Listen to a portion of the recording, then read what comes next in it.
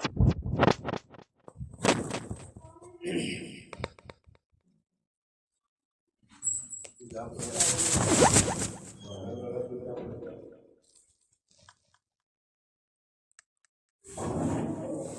الحمد لله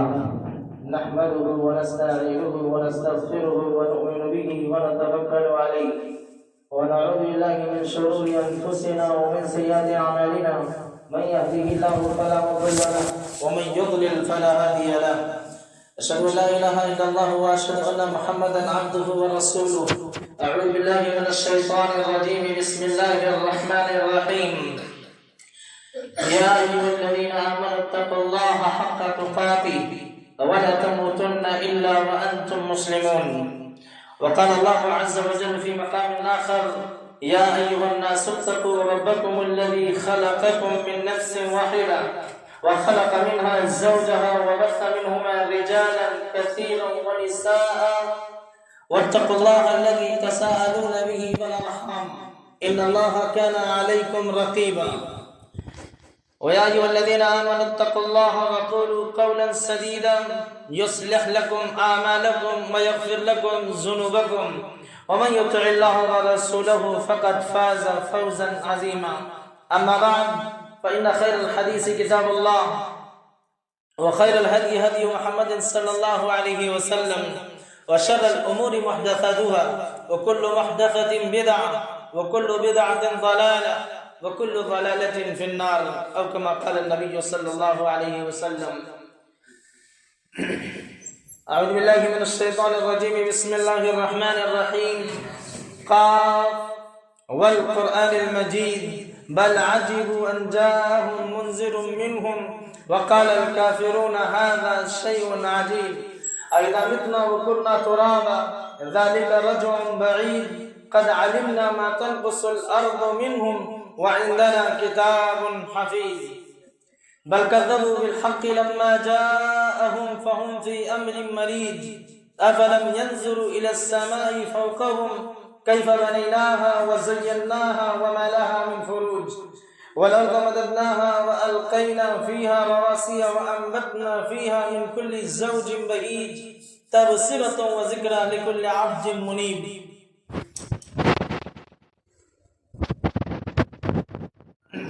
أعوذ بالله من بسم الله الرحمن الرحيم فبما رحمة من الله لنت لهم ولو كنت فظا غليظ القلب لانفضوا من حولك فاعف عنهم واستغفر لهم وشاورهم في الأمر فإذا عزمت فتوكل على الله إن الله يحب المتوكلين وقال الله عز وجل إشارة إلى حسن خلق النبي صلى الله عليه وسلم وأهميته نون والقرآن المجنون والقلم وما يسطرون ما أنت بنعمة ربك بمجنون وإن لك لأجرا غير ممنون سب سے پہلے اللہ وحدہ لا شریک کی عظمت اور کبریائی اور اس کی طاقت و بڑائی بیان کرتا ہوں اور ہر قسم کی تعریف و توصیف کے کلمات و باتیں اللہ سبحانہ و تعالیٰ کی ذات کے لیے زیبا اور مناسب ہیں وہی اللہ ہے جو حی و قیوم ہے اور مدبر السماوات والارض ہے زمین و آسمان کے تمام کارخانوں کو وہ اکیلا اور تنہ تنہا چلا رہا ہے اور اس کی نظام قدرت میں اور نظام حکمت میں کوئی انسان نہ دم مارنے کی صلاحیت رکھتا ہے نہ اسے ٹوکنے کی کسی کے پاس قدرت اور مجال ہے وہی اللہ ہے جو زمین و آسمان کو اپنی قدرت اور اپنی طاقت اور پاور سے تھامے ہوئے ہے اللہ لا الہ الا هو الحی القیوم وہ اللہ جسے نہ اونگ آتی ہے اور نہ وہ غفلت کا شکار ہوتا ہے نہ اسے نیند آتی ہے وہ ہر وقت چاند و چوبر کل یوم ہوا فی شان کا مظہر ہے اللہ سبحانہ و تعالیٰ اپنی جلوہ گری میں اور اپنی صنعت میں اپنی کاریگری میں اپنی خلقت میں اور قوت تخلیق میں وہ ہر آن نئے نئے انداز میں اور نئے نئے اسلوب کے ساتھ جلوہ فرما ہوتا ہے کل یوم ہوا فی شان فبأی آلاء ربکما تکذبان اور تمام انبیاء علیہ السلام پر اللہ سبحانہ و تعالیٰ کی رحمتیں ہوں اور انعامات کی بارشیں ہوں اور ہماری جانب سے کروڑوں درود و سلام ہو تمام انبیاء علیہ الصلوۃ والسلام کی ذات گرامی پر، اور بالخصوص سیدنا محمد عربی صلی اللہ علیہ وسلم پر کہ جن کے قدم سے انسانیت کو بہترین اخلاق ملے، بہترین نظام حیات ملا، اور اللہ سبحانہ و تعالیٰ کو نوشتہ ہدایت ملا اور گائیڈنس کی وہ بک اور کتاب ملی جو رہتی دنیا تک اپنا کام کرنے والی ہے، اور وہ ایک ایسا اکسیر ہے یا نسخہ شفا ہے جسے انسانیت جب بھی تھامے گی یا جب بھی عمل میں لائے گی یا برتے گی، اللہ سبحانہ و تعالیٰ اسے عزت اور بلندی اور کامرانی سے نوازیں گے۔ اس مختصر سے تمہید کے بعد میں اللہ کے نبی صلی اللہ علیہ وسلم کی ذات کریمانہ کا ذات کریمانہ کی ایک جھلک آپ کے سامنے آج پیش کرتا ہوں، اور میں چاہتا ہوں کہ حسن اخلاق کا جو کانسیپٹ اور تصور ہے اسلام کے اندر وہ آپ کے سامنے بیان کر دیا جائے، اس لیے کہ اسلام صرف عبادتوں کا نام نہیں ہے یا عبادتوں کا مجموعہ، اس کا نام اسلام نہیں ہے۔ اسلام ایک نظام حیات اور نظام بندگی کا نام ہے، یعنی وہ سسٹم اور وہ نظام ہے اللہ سبحانہ و تعالیٰ کی جانب سے جس میں حق سبحانہ و تعالیٰ نے ہر طرح کی چیزیں ہمیں میسر فرمائی ہیں، یعنی وہ نظام معاشرت اور نظام آئینی نظام اور رہن سہن کا نظام اور لوگوں سے حسن معاملت کا نظام، اللہ سبحانہ و تعالیٰ نے تمام چیزوں کو اس اسلام میں بیان کر کے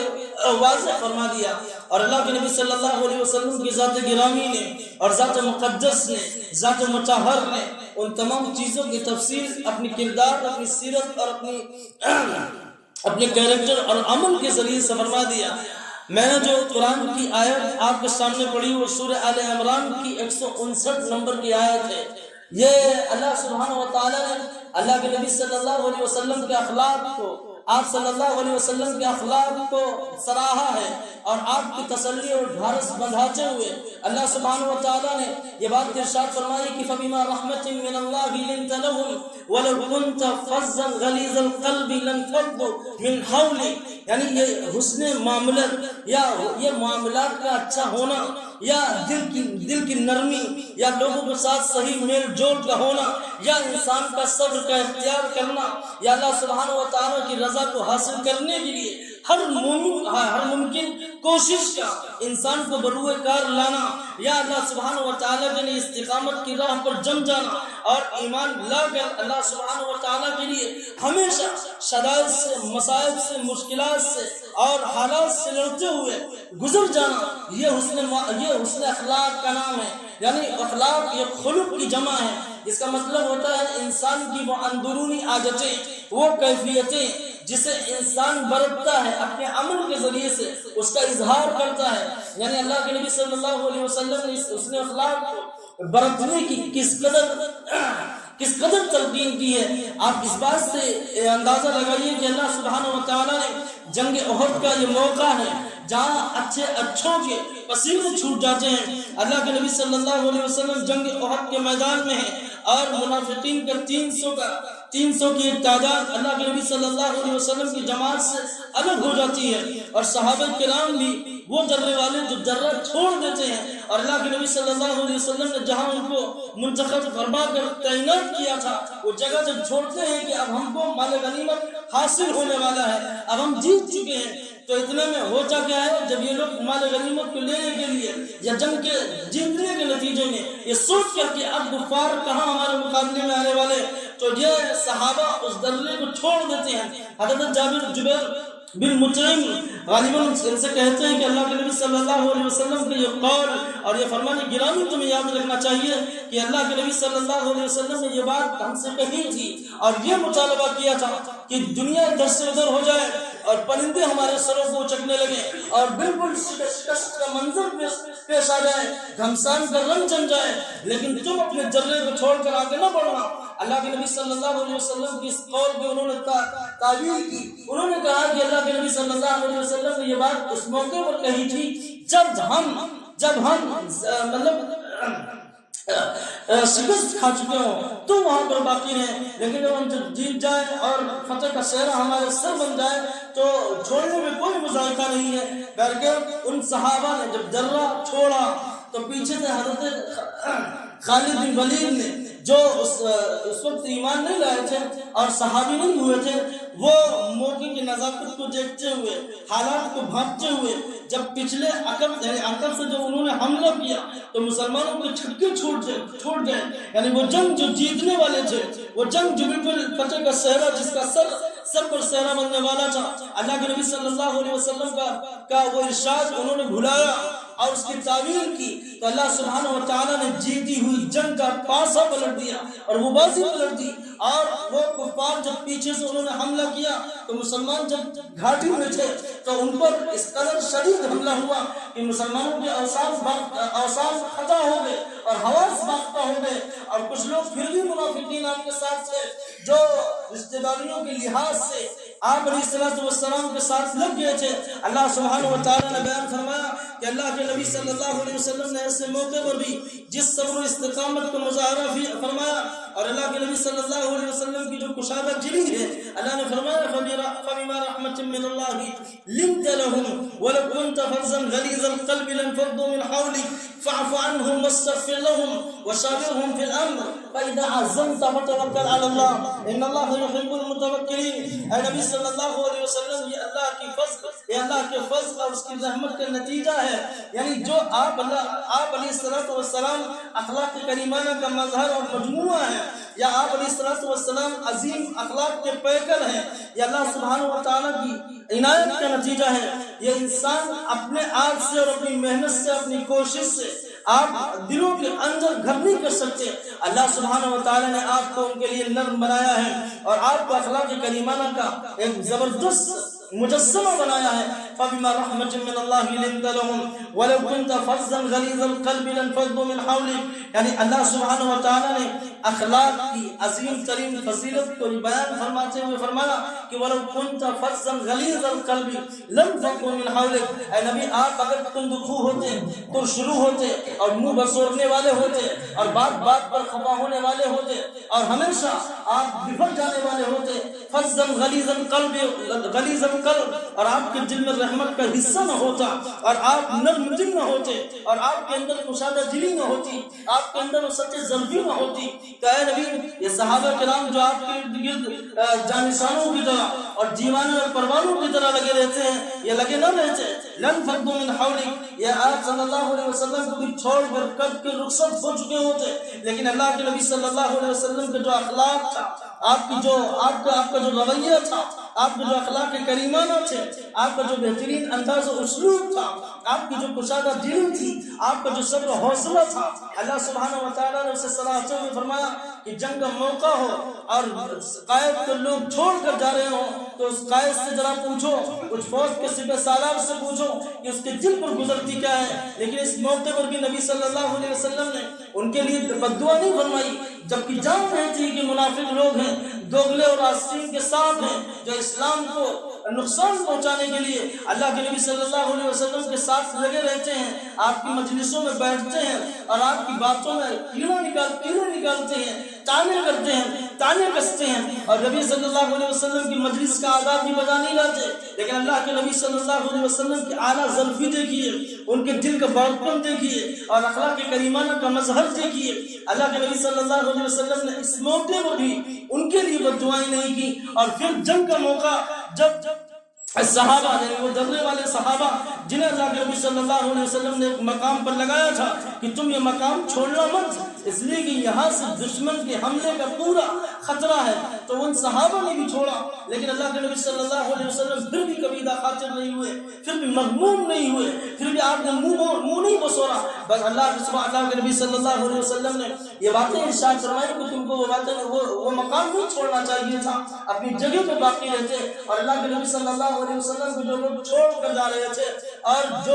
جنگ جیتنے کے کگار پر تھے وہ اب ہار اور شکست کی کگار پر اور سرحد پر پہنچ چکے تھے، اللہ کے نبی صلی اللہ علیہ وسلم پھر بھی ان کے ساتھ مشورہ کر رہے ہیں، پھر بھی ان کی ڈھارس و تسلی کے لیے، ان کی دل جوئی کے لیے اور ان کے دل کو رکھنے کے لیے اور آپ صبر و حوصلہ کا صبر حوصلے کی دیوار بنے ہوئے ہیں، استقامت کی چٹان بنے ہوئے ہیں کہ کوئی بات نہیں، پھر اگلی بار ہم جیتیں گے۔ اللہ سبحانہ و تعالیٰ پر توکل، اللہ سبحانہ و تعالیٰ کی ذات پر اعتماد، اللہ سبحانہ و تعالیٰ کی طاقتوں پر اعتماد و بھروسہ، اللہ کے نبی صلی اللہ علیہ وسلم کی استقامت، آپ صلی اللہ علیہ وسلم کی کشادہ دلی اور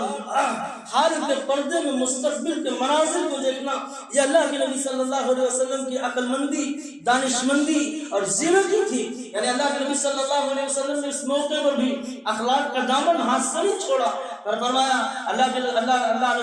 سبحانہ و تعالیٰ نے نبی صلی اللہ علیہ وسلم سے لن فضوا من حولك فاعف عنهم واستغفر لهم وشاورهم في الامر، اے نبی ان سے آپ درگزر کر دیجئے، انہیں جانے دیجئے، ان کو ابھی وہ سمجھ نہیں ہے، فاعف عنهم واستغفر لهم، ان کے لیے استغفار بھی کیجئے، مغفرت کی دعائیں بھی مانگیے اور ان کے دل بن جانے کی دعائیں مانگیے، وشاورهم في الامر، اور یہ صحابہ جو آپ کے ساتھ ابھی ہیں اور آپ ایک منظم جماعت کے انداز میں ہیں، ہر انسان کی فکری وحدت کو آپ ایک جماعتی نظم میں پروئیے، فاعف عنهم واستغفر لهم وشاورهم في الامر فاذا عزمت فتوکل علی اللہ، اے نبی جب آپ عزم کر لیں اور تہیہ کر لیں، کسی بات کا پختہ ارادہ کر لیں، تو صرف اللہ سبحانہ و تعالیٰ کی ذات پر آگے بڑھتے ہوئے، اس کی قوتوں پر اعتماد کرتے ہوئے آگے بڑھ جائیے، اس لیے کہ اللہ سبحانہ و تعالیٰ اپنی طاقت کا مظاہرہ جب چاہے گا، جس طرح چاہے گا، جس انداز میں چاہے گا فرمائے گا، اس کی طاقتوں کی کوئی تھا اور کوئی نہایت نہیں ہے۔ اللہ سبحانہ و تعالیٰ عظیم و بے کرا تو قوتوں کا مالک ہے، ان اللہ یحب المتوکلین، اور جو صبر کرنے والے ہوتے ہیں اور حوصلہ مند لوگ ہوتے ہیں اور جن کے سینوں میں عزم بالجزم ہوتا ہے، یا جن کے سینوں میں چٹان جیسی استقامت ہوتی ہے، صلابت ہوتی ہے پتھروں جیسی، اللہ سبحانہ و تعالیٰ کی ذات پر وہ اعتماد کرتے ہیں اور اسی کا نام لے کر وہ آگے بڑھتے ہیں، یہی بھروسہ کرنے والوں کا، یہی ایمان لانے والوں کا، یہی اللہ سبحانہ و تعالیٰ کی ذات پر اعتماد و بھروسہ کرنے والوں کا وسیلہ اور سنت رہی ہے۔ ان اللہ یحب المتوکلین، کہ اللہ سبحانہ و تعالیٰ ان توکل کرنے والوں کو اور ان بھروسہ کرنے والوں کو بہت محبوب رکھتا ہے، اپنا دوست رکھتا ہے۔ اللہ کے نبی صلی اللہ علیہ وسلم کی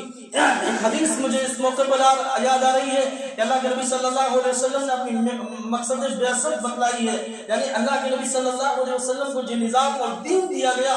اس کو بھیجے جانے کا مقصد کیا ہے۔ اللہ کے نبی صلی اللہ علیہ وسلم نے بیان فرمایا، انما بعثت لاتمم مکارم الاخلاق، مجھے اللہ سبحانہ و تعالیٰ نے بھیجا ہی اسی لیے ہے کہ میں مکارم اخلاق کی تکمیل کروں، یعنی مکارم اخلاق وہ انسان کی عادتیں اور انسان کے اندرون کی کیفیتیں جو اللہ سبحانہ و تعالیٰ کو بہت زیادہ عزیز ہے، یعنی دل کا حوصلہ مند ہونا، نیت کا صاف ہونا، اللہ سبحانہ و تعالیٰ کی رضا جوئی کے لیے آگے بڑھنا اور کسی کو معاف کر دینا، دشمن سے انتقام و بدلہ نہ لینا، اختلاف کے باوجود بھی آپس میں حسن معاشرت کا انداز اختیار کرنا اور ان لوگوں کو معاف کر دینا جو آپ کو گالیاں دیتے ہوں، جو آپ کے خلاف گالی گلوچ کرتے ہوں، جو آپ کو دشمن ترازی سے اور آپ پر الزام تراشیاں کرتے ہوں، الزام بازیاں کرتے ہوں، آپ انہیں بھی معاف فرما دیجئے، اس لیے کہ دین کی دعوت کا پھیلنا اور دین کی دعوت کا فروغ پانا یہ آپ کے اخلاق پر نربھر ہے، آپ کے اخلاق پر نربھر ہے۔ آپ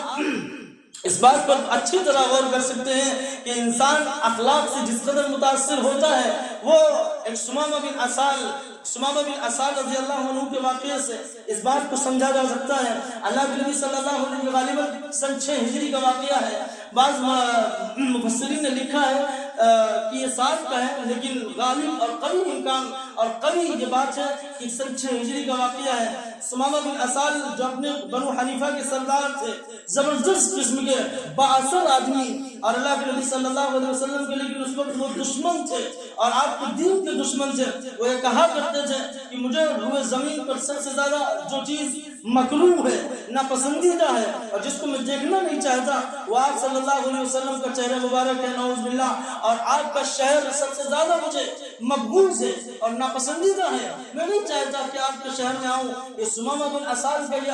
اپنا اسٹیٹمنٹ ہے، یعنی ان کا یہ بیان ہے۔ اور سمامہ بن اسال ان کو جب ایک دستے نے اللہ کے نبی صلی اللہ علیہ وسلم ایک دستہ بھیجتے ہیں صحابیوں کا، تو صحابہ انہیں جا کر پہچان کر گرفتار کر لیتے ہیں اور انہیں مسجد نبوی میں لاتے ہیں اور اللہ کے نبی صلی اللہ علیہ وسلم کے حکم سے انہیں ایک ستون میں ایک پلر میں باندھ دیا جاتا ہے. سمامہ بن اسال 3 دن تک بندھے رہتے ہیں. قبیلے کے سردار، زبردست با اثر شخص، وجیح شخصیت کا مالک، اللہ کے نبی صلی اللہ علیہ وسلم کا بہت بڑا دشمن، جس کا یہ بیان ہو کہ میں سب سے زیادہ مقبوض رکھتا ہوں اللہ کے نبی صلی اللہ علیہ وسلم کے چہرے کو اور آپ کے شہر کو، اور میں دیکھنا پسند نہیں کرتا. اس حال میں اللہ کے نبی صلی اللہ علیہ وسلم کے سامنے کھڑا ہوا ہے اور بندھا ہوا ہے،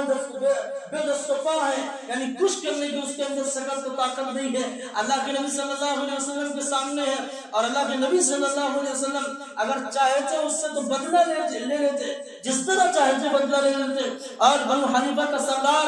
لاچار تھا، لیکن اللہ کے نبی صلی اللہ علیہ وسلم نے یہ کہا کہ صحابہ اسے ستون میں باندھ دو، اور 3 دن تک باندھے رکھا. فربطوه في سارية من سوار المسجد.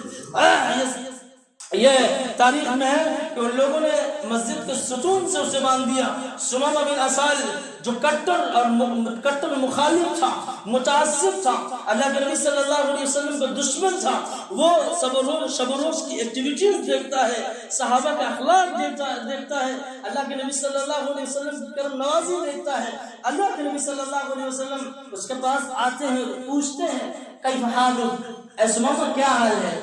کیا چاہتے ہو؟ مطلب اس انداز سے سوال کرتے کہ سمامہ اب بھی وقت نہیں آیا کہ تم ہمارے سامنے لاچار بن کر کھڑے ہوئے ہو، بے دست و پا ہو، اور تم کچھ کرنے کی صلاحیت میں یا طاقت میں نہیں ہو کہ آپ بھی اسلام قبول نہیں کرتے ہو، یا اللہ کے نبی صلی اللہ علیہ وسلم کی عداوت پر، ان کی دشمنی پر اب بھی کمر بستہ ہو. ایک دن گزرتا ہے، دوسرا دن بھی گزرتا ہے، اللہ کے نبی صلی اللہ علیہ وسلم یہی پوچھتے ہیں کیا حال ہے، اب کیسا محسوس کر رہے ہو. یعنی اس قیدی کے ساتھ اور اس اسیر کے ساتھ اللہ کے نبی صلی اللہ علیہ وسلم نے جس اخلاق کا مظاہرہ فرمایا. سمامہ بن اسال کہتا ہے کہ اللہ کے نبی ان تقتل زادنی وان تنعم علی شاکرین. اللہ کے نبی صلی اللہ علیہ وسلم سے کہتا ہے کہ اگر مجھے مارا جائے تو مارے جانے کا حق ہے، اس لیے کہ جس طرح کی میں نے ایکٹیویٹیز کی ہیں یا جس طرح کا میرا رویہ رہا ہے، اور اسلام دشمن مخالفوں کے ساتھ جس طرح میں نے ساتھ دیا ہے، ان کی معاونت کی ہے، ان کی امداد کی ہے. ان تقتل زادنی، اگر آپ مارو گے تو یہی اس کا دوسرا ترجمہ ہے کہ اگر تم مجھے مارو گے تو یہ مت سوچ لینا کہ میرے پیچھے قبیلہ نہیں ہے، میرے پیچھے خاندان نہیں ہے، میرے پیچھے افراد نہیں ہے. اے صحابہ مجھے مار کر تمہیں اس گمان میں مت رہنا کہ ہمارا کوئی خون کا بدلہ لینے والا نہیں ہے یا خون بہا لینے والا نہ ہو. ان تقتل زادنی، ایسے انسان کو مارو گے جو قبیلے کا سردار ہے اور وجیح شخصیت کا مالک ہے، باوسر ہے، جس کا اثر رسوخ اس کے قبیلے میں ہے اور لوگ اسے مانتے ہیں، اپنا سردار تسلیم کرتے ہیں. ان تقتل زادنی، تو اگر ہمیں مارو گے تو اس کا بدلہ لے لیا جائے گا. وان تنعم علی شاکرین، اگر مجھ پر انعام کرو گے اور مجھے چھوڑ دو گے اور کرم نوازی کے ساتھ مجھے جانے دو گے تو تنعم علی شاکرین، تو یقین مانو سمامہ بن اسال وہ شخصیت کا نام ہے کہ اس کا بدلہ تمہیں دینے کی صلاحیت رکھتا ہے. اچھا انداز میں تم کو اس کی قدردانی کے جذبات تمہیں پیش کرے گا، اور قدردانی کے جذبات کے ساتھ وہ تمہارے ساتھ بہترین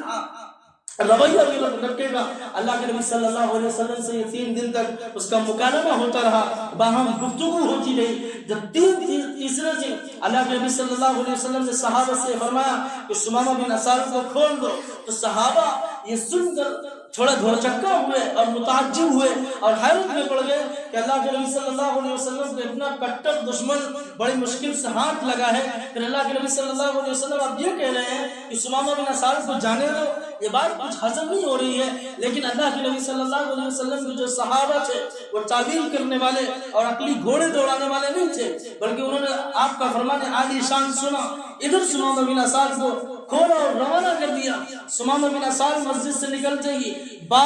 ایک باغ میں جاتے ہیں، کھجوروں کے جھونڈ کے پاس نہاتے ہیں اور نہا کر واپس آتے ہیں، اور اللہ کے نبی صلی اللہ علیہ وسلم کی اخلاق کریمانہ کو دیکھ کر جو ان کے اندر تاثر پیدا ہوا تھا، جو ان کے اندر جذبات جاگے تھے، انہوں نے کہا کہ اللہ کے نبی صلی اللہ علیہ وسلم اگر اس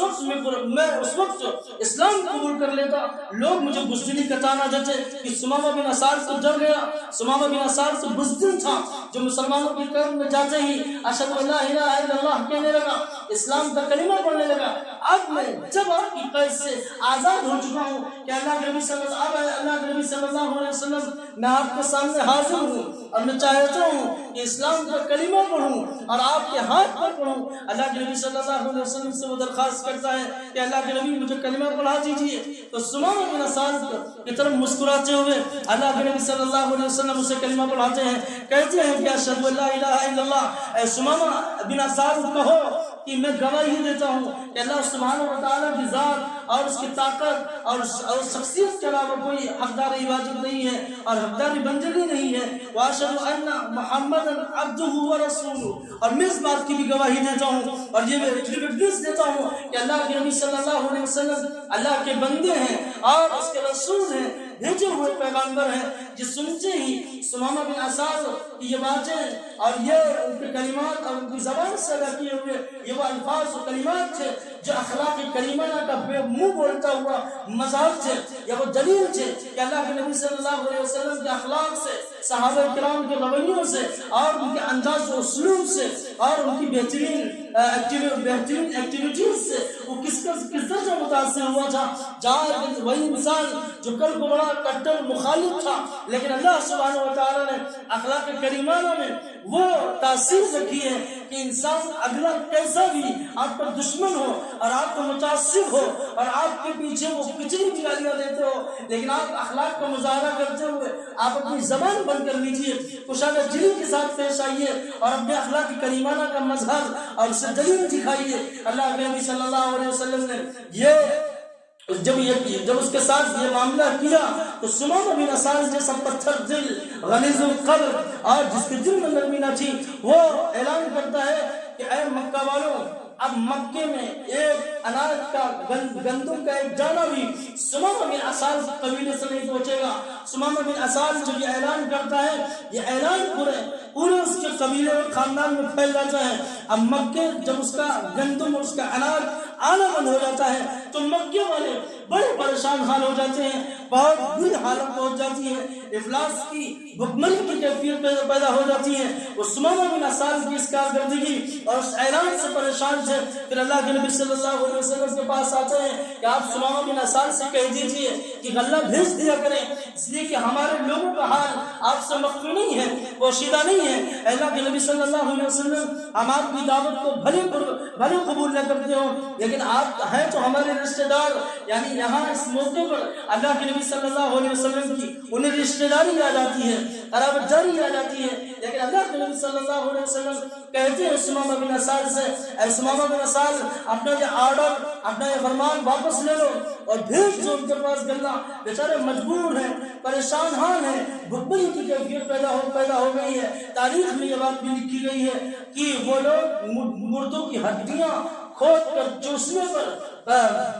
عاجز قاصر ہو گئے تھے. یعنی یہ اس حالت کو پہنچ گئے تھے. بہرکیف میں بہت زیادہ بات کو طویل نہ کرتے ہوئے میں انشاءاللہ آگے بھی اس کا بیان کروں گا کہ اللہ سبحانہ و تعالیٰ نے اخلاق کریمانہ میں کیا تاثیر رکھی ہے اور اس اسلام کے فروغ میں، اس کی نشر و اشاعت میں، اس کے پھیلنے میں نہ کسی تیر کا کام رہا ہے، نہ کسی تلوار کا کام رہا ہے، نہ کسی توپ اور تمنچے کا کام رہا ہے، نہ کسی بارود کا کام رہا ہے. یہ اخلاق کریمانہ ہے جو دل فتح کر لیتا ہے، جو دماغوں کو مسخر کر لیتا ہے اور اپنی جانب کھینچ لیتا ہے. انسان کی بردباری، انسان کی سماجت، انسان کا اعلیٰ اخلاق، انسان کا ایثار، انسان کی ہمدردی، انسان کا برداشت کر لینا، انسان کا صبر بردار، انسان کا